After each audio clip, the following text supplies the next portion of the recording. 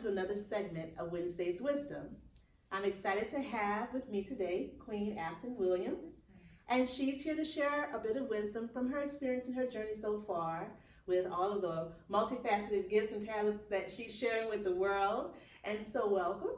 Thank you. Thanks for having me at all. It's my pleasure. And just tell me a bit about yourself. I am a queen, as she said, and I am from New Orleans, Louisiana, born and raised.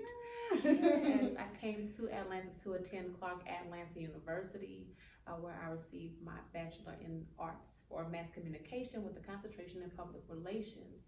I interned with a couple of PR firms, but PR was just a back pocket thing for me. My real passion is about giving back and mentoring and making sure that young ladies understand their worth as royalty and how to carry themselves as queens.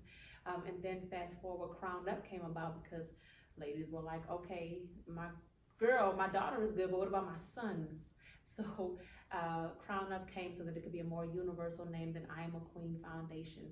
And so we want the same thing for boys, that they understand their worth as royalty and how to carry themselves as kings. And then I got Royalist Management. That's my kind of bread and butter, where I help people with their organization and administration. I'm making sure that they are on point. And it's usually type A personalities who think they have it just all together, but have lost trust for other people because people have probably dropped the ball. And so I help to say, hey, I'm your trust factor. I can take some things off your plate so you can actually see what you're eating and then enjoy your meal. And then now I'm a radio personality on Fusion Radio. I got a show called Crown Combos with Queen Aftan. Comes on Tuesdays and Wednesdays, 12 to 2.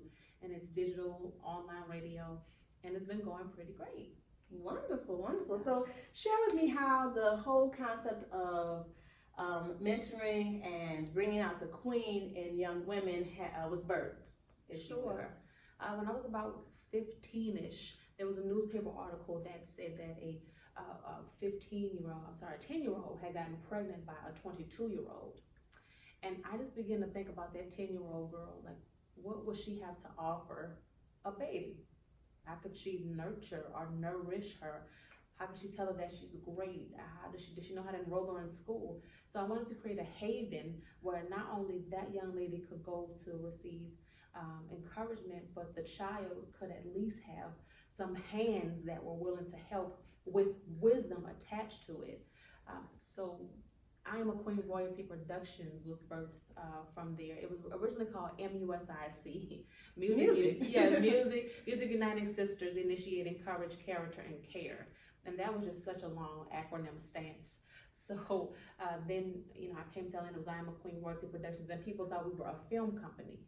So I had production. Yes, right. But I was saying producing those queens. So then we became I Am a Queen Foundation, so that they would know that there was a charitable effort behind it. And of course, we evolved the Crown Up. But that was the root cause of it, making sure that there was no young lady who felt unwanted or terrible for the mistake that she may have made, and to know that on the other side of through there was redemption. So you actually had this for a while, but did you start this at 15? Yeah, it's like 05-ish. I began to have big round table sessions with local New Orleans celebrities. Some were models, some were just people that we know. Like one of my first ones was Cutie Consuela Williams. She would come and speak, and Thais will come with her flowers. Yes. She will come and be a part, and none of them were holding back, and it was just a good, healthy moment. And it began like that, maybe one session every 4 months. And then I came to, of course, Clark Atlanta, so I kind of chilled it out a bit so I could focus on my studies. Right. But then 09, we launched in Atlanta with a big launch event on the rooftop of the Hilton Garden Inn at Ventana's. And a lot of celebrities who didn't even know me came just because of the cause that it was. And it began to kind of take a buzz in the city, because in that time, 05, there wasn't really many organizations speaking about royalty. They were more speaking about etiquette or being ladylike, but no one was saying you are a queen and you can do it and you don't have a ceiling. Everybody was like, just make sure you put this fork and spoon where it goes, because when you go into a setting, you need to know how to do that. And so it just was kind of that whole push and conundrum of wanting to make sure that they were able to lend a hand as well. But I definitely have that heart still. Sometimes it gets slow in the year because I have other things that I do. Sometimes I'm Chrisette Michelle's road manager, so if she asks me to go, you have to go. Then I gotta go. But I don't ever want to lose sight of helping young ladies and young men to have an outlet to understand their worth as more as how to carry themselves as kings and queens, or for someone like you, because you came too to speak to those young ladies, to pour back into them in whichever way you or they would like to. I want to always have that open door. So how do young girls get involved with your organization? So we're so word of mouth. I know we should have a website and all these things. Right. Everything is Crown Up Movement. So they look for Crown Up Movement. Yeah. Then they can find out how to get involved. Yes. Yes, indeed. And we always post our programs or sessions or gatherings over and over again so that people can be a part. All of our sessions and things like that are free and no cost to anybody who would like to attend. We reach out personally is what we really do, and say, hey, we have this going on, we have this thing coming up. And actually we do a lot of movie screenings as well. So they're always invited to come and have movie time with us through Allied, who is our great, we call them Palace partner, who's been partnering with us this whole time. I want to get into school soon. But you just have to have the arm's reach to be able to do it. Right. And so I know during school time, most people are working. I just want to make sure that I can pull in other entrepreneurs who might have that piece of time just to give and come and maybe do assemblies and create a team. And then we can infiltrate those school systems as well for a bigger audience. Awesome, awesome. So tell me about and you started to talk about it to close up our discussion. What are the future plans? I know you talked about you want to expand into schools, and then are you looking at your graduates, or is there a program where I know they can't stay under mentorship forever, so is there a progress program? And I know you said a lot of evolving. This is evolving to that, is evolving to that, which is awesome because that's life. Yeah. And to evolve is a lot of times showing progress.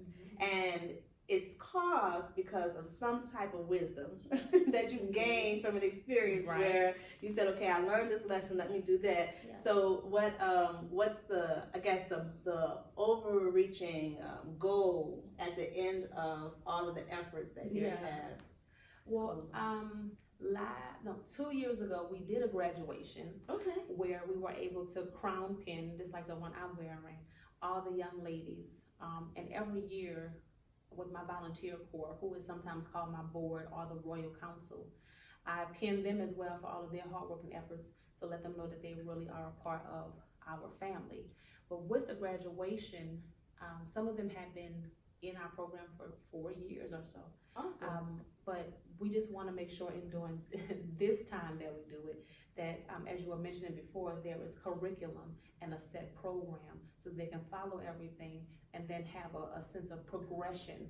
And I don't know that we'll call it graduation per se, but it'll be that they'll progress to the next level. And we hope that we'll cause the same kind of fire that a Boys and Girls Club or a YMCA does, where they will want to come back, tell their stories, and let people know what this program, what this movement, what these sessions did for them. But really, we just want to cause habit in these young ladies, because we think that if you're 8 years old and I tell you you're a queen now and you get it and it's in you, then by the time you're a woman, it's a habit and nobody can shake you from thinking or believing that about yourself. Because people will say, oh, she does this, so she's not a queen, she has that job, so that doesn't make her a queen. But that's not true. I always say that queendom can't be erased. So it doesn't matter what you have going on. Sometimes you just need a little polish. That's awesome. The fact when you talk about polish, that what's inside of us has to be brought out. Has to. And if it's not being done in society based on those typical, criteria that people have, then it is important for people to feel like inside of me it's there. Yeah. And so I know that that's who I really am. Making sure that it's so innate for you that what people say or how they treat you can't change what you really know about yourself.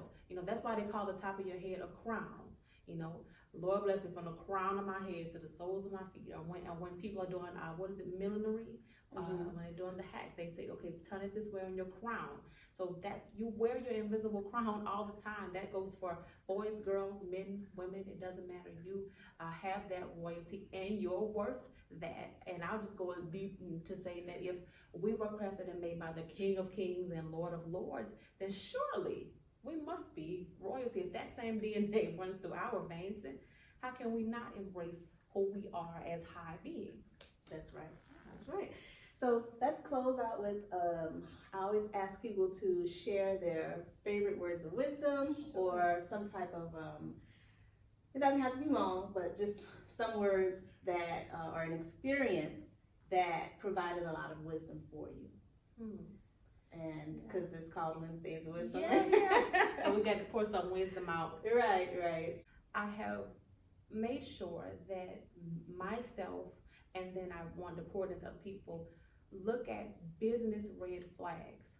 And I know that's such a random thing to say right now. But this is the season you're in, and this is the wisdom that you would like to impart. So that's fine. That's fine by people. Yeah, what we do is, you break up with someone, or you're no longer friends with somebody, and you say, I should have seen that red flag. When they did this, I should have known they weren't my friend. When this happened, I should have known we weren't going to be together. But why don't we do that in business? Why do we wait until we're mad, sad, frustrated, and want to storm off the job? Can we possibly just see the business red flags prior and then extract ourselves from the situation so that we know we're not burning a bridge? And that's my little closing wisdom part about a bridge, because a bridge is the thing that you may have to cross over. Oh yeah. You may have to look over, and they may also have to cross back over to you. So you want that bridge to not be burned, because you never know how life goes. People have their times, their seasons, their hardships, and their horrors, but they all also have their victories and their awesomeness and their wins. Yes. So when that happens, you need to make sure that your bridge is intact, because you don't want somebody to say, don't go over there. She ain't good. Her reputation ain't it. So you don't want to fool with her. You want to say, well, yeah, I mean, we went through that, but that's fine. You can go over there. You want somebody to say, yes, that bridge is safe. Cross over. Thank you so much for this special time. And I know that someone was inspired, encouraged, and educated with the information that was shared. And I'm sure that we'll be having another chance as things evolve to come back and get another little short video and let you give us an update on how things are going, and maybe even join one of your sessions and take some pictures there and share. So thank you guys so much for watching. That's it for today, and this has been awesome sharing about wisdom and excellence, and remembering to wear your invisible crown. So many nuggets in here. And this is a Wednesday Born original. Yes. That I am wearing. And I usually have a gift to give, but she's already wearing her gift. Little cape that I love. My staple. And you look beautiful in it too. Thank you. Yes, I have my little red glasses to adorn the moment. So thank you for having me. I think this is so great, and I look forward to the elevation of it and how it's going to progress and reach even more than it's reaching today. Thank you. Thank you.